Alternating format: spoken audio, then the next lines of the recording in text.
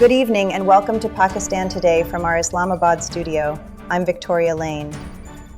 U.S. President Donald Trump has said Iran is not Venezuela, saying the situation is different and that the United States cannot simply enter and leave in a day. Speaking at the White House, Trump said the U.S. could obtain Iran's enriched uranium without a deal, but added there was no need to do so. He warned that any Iranian attack on U.S. forces could justify the resumption of war.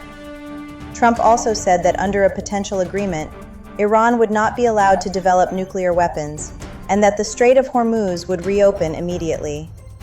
Meanwhile, U.S. Secretary of State Marco Rubio reaffirmed support for Kuwait's security following Iranian attacks, calling them provocative and unacceptable. Senior advisor to Iran's supreme leader, Mohsen Rezai, says several aspects of the proposed agreement draft remain unresolved.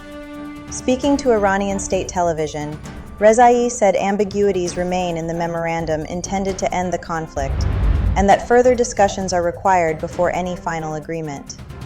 He accused Washington and Donald Trump of pushing Tehran toward accepting American conditions while keeping Iran's own demands unclear. At the same time, Iranian Foreign Ministry spokesperson Esmail Baghai said Germany's failure to secure a non-permanent seat on the UN Security Council reflects what he described as growing international criticism over Berlin's positions on Gaza and Iran. Turning to regional developments, Pakistan's Interior Minister Mohsin Naqvi has met Iranian Interior Minister Eskandar Momeni on the sidelines of an international forum in Tajikistan. The two sides discussed strengthening security cooperation along the Pakistan-Iran border, improving border management, and preventing illegal activities. Officials say both ministers also exchanged views on regional peace and stability, while reaffirming commitments to closer coordination between law enforcement agencies to address shared security challenges. On World Environment Day, President Asif Ali Zardari and Prime Minister Shehbaz Sharif have called for urgent environmental action at both national and international levels.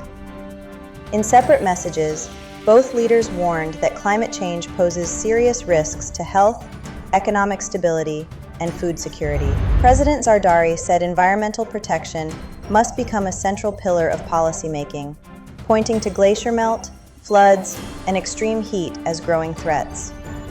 Prime Minister Shehbaz Sharif said this year's theme of climate action highlights the need for collective international efforts to secure a sustainable future. Pakistan and China are also marking 75 years of diplomatic relations, with China's state-run Global Times describing ties between the two countries as strong, reliable, and exemplary. The publication said relations continue to deepen despite changing global political and economic conditions, and highlighted strategic cooperation, mutual trust, and diplomatic coordination. It added that economic collaboration, particularly under the China-Pakistan Economic Corridor, has entered a new phase, supporting development, regional stability, and prosperity. Now to electoral developments. Campaigning for the Gilgit-Baltistan Legislative Assembly elections ends today, ahead of polling scheduled for Sunday. Nearly 1 million registered voters are expected to cast ballots across 24 constituencies, where almost 400 candidates are in the race. For more on this, we go to Adam Khan in the northern areas. Adam, what is the situation there? Thank you, Victoria. Authorities say preparations for polling are entering their final phase, with more than 1,300 polling stations established across Gilgit-Baltistan. Police officials say the overall law and order situation remains satisfactory following weeks of political activity across the region. Security coordination is continuing ahead of polling day as officials prepare for voter turnout across remote and urban constituencies alike. Meanwhile, election authorities are urging voters to participate peacefully as campaigning officially concludes. Adam Khan reporting from the northern areas. Thank you for that update. Meanwhile, the Election Commission of Azad Jammu and Kashmir has announced that general elections in the region will take place on July 27th.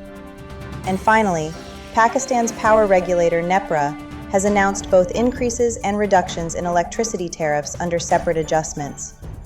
Electricity prices have been increased by 1 rupee and 19 paisas per unit under April's fuel adjustment mechanism, with the change to appear in June bills for most consumers. At the same time, NEPRA has approved a reduction of 1 rupee and 98 paisas per unit under the first quarterly adjustment of 2026. The relief will apply to bills issued during June, July, and August, and is expected to provide consumers with relief worth more than 67 billion rupees, although certain categories, including Lifeline and prepaid users, remain excluded. That's all for now. You're watching Pakistan Today. I'm Victoria Lane.